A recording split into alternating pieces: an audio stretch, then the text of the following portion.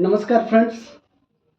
यदि आप इंपोर्ट से रिलेटेड बिजनेस में हैं और मशीनरी से रिलेटेड इंपोर्ट कर रहे हैं या मशीनरी मैन्युफैक्चरिंग कर रहे हैं जो हैवी इंडस्ट्री से रिलेटेड मशीनरीज हैं, तो अभी जो न्यू ये ऑर्डर आया था, OTR आया था स्कीम 10 का, जिसमें ज़्यादातर मशीनरी जो चैप्टर 84 और 85 में कवर्ड थी उनको मैंडेटरी कर दिया गया था BS में। फिर उसमें लेटर ऑन एक एक्सटेंशन भी मिला है, जो अभी जस्ट कुछ दिन पहले ही एक एक्सटेंशन मिला है। तो अब आपको ये सितंबर तक 2026 तक अभी ये मैंडेटरी नहीं है, इम्प्लीमेंट करने के लिए टाइम मिला है आपको।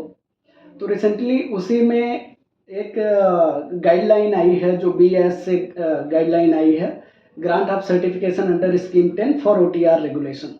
तो जो OTR रेगुलेशन था उसमें जो सर्टिफिकेशन ग्रांट होंगे उसमें कुछ चीज़ें क्लियर की गई हैं। तो उसके लिए अभी 14 जुलाई 2025 को एक गाइडलाइन आई है, जिसमें कई सारी चीज़ें क्लियर हुई हैं। मैं वन बाई वन आपको बताता हूँ। फर्स्ट तो एक क्लैरिटी मिल गई है कि जो लाइसेंस ग्रांट होगा उसमें जो स्टैंडर्ड मार्क होगा वो same as mark CRS compulsory registration scheme, जो इलेक्ट्रॉनिक एंड IT प्रोडक्ट में मार्क होता है डम्बल शेप का, वो लाइसेंस में अभी मार्किंग के लिए स्टैंडर्ड मार्क डिसाइड हो गया है कि आपका जो मार्किंग होगा वो सेम एज CRS मार्किंग का ही कॉपी किया गया है। दूसरा, लाइसेंस एंड COC दोनों में डिफरेंस क्या है उसको क्लैरिटी मिली है। तो लाइसेंस किनको लेना है? लाइसेंस यदि आप एक प्रोडक्ट बना रहे हैं और कंटिन्यूअस प्रोडक्शन कर रहे हैं, कंटिन्यूअस सेल कर रहे हैं, तो आपको लाइसेंस की ज़रूरत है। और यदि आप कोई प्रोडक्ट बना रहे हैं बट वन टाइम है, पर्टिकुलर ऑर्डर के लिए है, तो आप उस प्रोडक्ट के लिए आपको लाइसेंस लेने की ज़रूरत नहीं है, सर्टिफिकेट ऑफ कंफर्मिटी आप ले सकते हैं। तो दोनों में क्लैरिटी मिल गई है कि आपको लाइसेंस लेना है या COC लेना है। तो आपका यदि कोई प्रोडक्ट प्रोटोटाइप है या कोई पर्टिकुलर ऑर्डर के लिए आप बना रहे हो, उसके बाद वो प्रोडक्ट या पर्टिकुलर डिजाइन आप बना रहे हो, तो आपको लाइसेंस लेने की ज़रूरत नहीं है, सिर्फ आप COC ले सकते हैं। हालांकि COC लेने का मैन्युफैक्चरर को कोई कॉमर्शियल बेनिफिट मिलेगा कि नहीं, ऑडिट कम होगी या नहीं होगी, ऑडिट प्रॉपर होगी कि नहीं होगी, ये चीज़ अभी इसमें फिर भी क्लियर नहीं हुआ है। सेम एज लाइसेंस के लिए क्लैरिटी दे दिया है कि ऑडिट तो होगी, बट इसमें क्लैरिटी नहीं है। Second, third point, applicability of standard. इसमें type A, type B, type C, इस तरह से कई सारे प्रोडक्ट थे जो टाइप A में भी कवर होते थे, टाइप C में भी कवर होते थे। तो इसमें बहुत लोग कंफ्यूज थे कि हमारे प्रोडक्ट के लिए टाइप A एप्लीकेबल है या टाइप C एप्लीकेबल है या टाइप B एप्लीकेबल है। तो उसमें थोड़ी क्लैरिटी आ गई है। टाइप A जो है वो सभी प्रोडक्ट के लिए एक तरह से एप्लीकेबल है, risk assessment and reduction of risk के लिए है, सेफ्टी से रिलेटेड है। बाकी कोई स्पेसिफिक रिक्वायरमेंट है तो टाइप B भी कवर हो जाएगा, और कोई पर्टिकुलर प्रोडक्ट जो कंप्लीट प्रोडक्ट ही कवर्ड है तो टाइप C के अंदर आता है तो वो भी कवर्ड हो जाएगा। तो थोड़ा सा इसमें भी क्लैरिटी दे दी गई है। अब फोर्थ पॉइंट है कि असेसमेंट।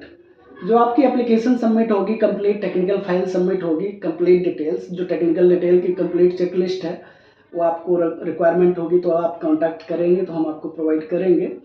तो उसमें दो तरह से असेसमेंट होगा। One is desk assessment. Desk assessment में आपके फाइल को कंप्लीट इवेलुएट किया जाएगा, चेक किया जाएगा कि वेदर आपका प्रॉपर सिस्टम है कि नहीं है, और यदि आपका प्रॉपर सिस्टम नहीं है, प्रॉपर फाइल में कोई डिस्क्रिपेंसी है तो आपको बताया जाएगा और करेक्टिव एक्शन के लिए बताया जाएगा।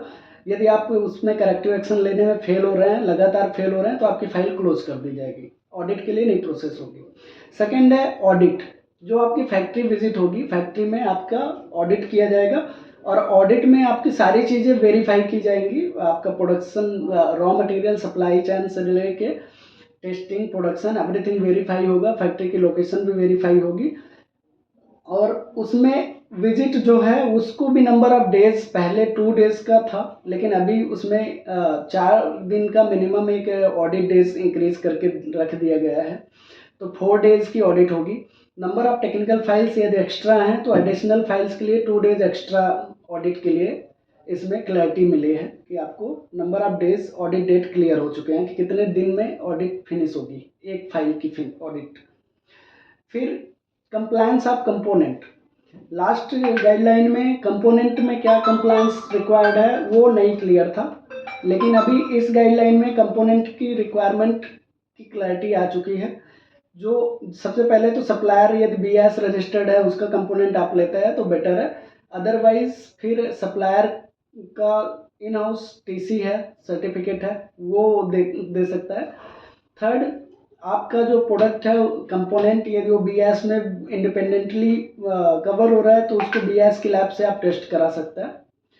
फोर्थ, यदि आपके पास BIS लैब नहीं है तो आप जो मैन्युफैक्चरर है जो फिनिश गुड बना रहा है, कंपोनेंट कहीं और से ले रहा है, यदि उसके पास टेस्टिंग फैसिलिटी है इन हाउस कंपोनेंट को टेस्ट करने के लिए तो अपना इन हाउस फैसिलिटी भी दे सकता है, या कहीं से वो कॉन्ट्रैक्ट कर रहा है सब कॉन्ट्रैक्ट तो उसकी डिटेल भी दे सकता है कि वो टेस्ट कैसे कंप्लायंस को कैसे मेंटेन करेगा।